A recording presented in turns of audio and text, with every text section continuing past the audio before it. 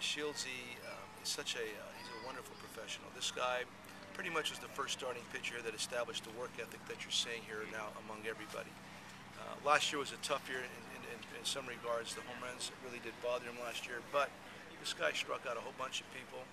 And if you really break down the numbers inside the numbers, had really a lot of bad luck in regards to what happened with him last season. I know people may scoff at that, but it's true. Shieldsy threw the ball actually very well. He had a couple bad games, but for the most part was very, very consistent as he normally is. I believe he's going to have a very good year. He's very motivated right now, and you're not going to find anybody who works any harder or cares any more than he does. So I've been watching him. He looks great. We had a meeting. We had a little interview meeting with him this morning. It went really well, as you would anticipate. So Shields's fine. You know, you throw over 200 innings and you know, over 187 or 180 some odd strikeouts. Everyone wants to call it a bounce back year. You know, I feel like I had some success in a lot of the areas.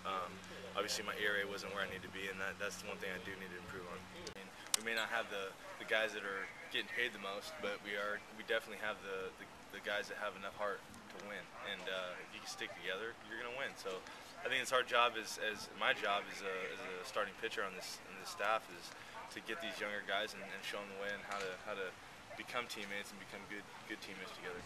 Yeah, I think so. I mean, it's there's something about being counted out before the first pitch has been thrown, and we know what kind of team we have here.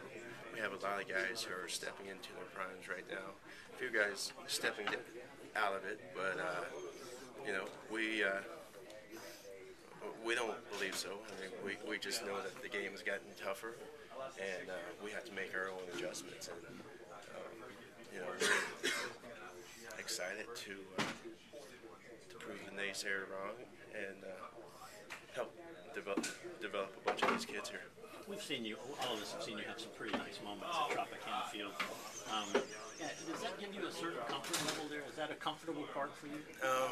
Yes, it is, especially when, you know, I have 5,000 fans on my side there, driving over from Orlando, and no, it's always been comfortable. I mean, my parents don't get to travel much, so you know, when I do get to Tropicana,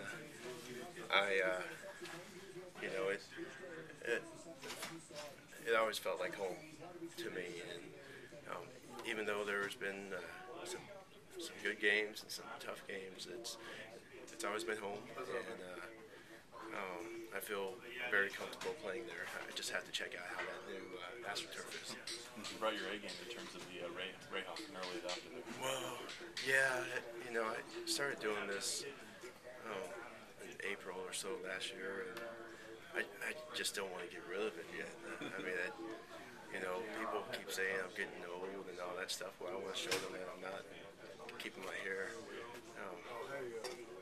like I had when I was 15. Hey, do you have a name for it? You got a specific name for this particular style? No, I just know it makes me look good.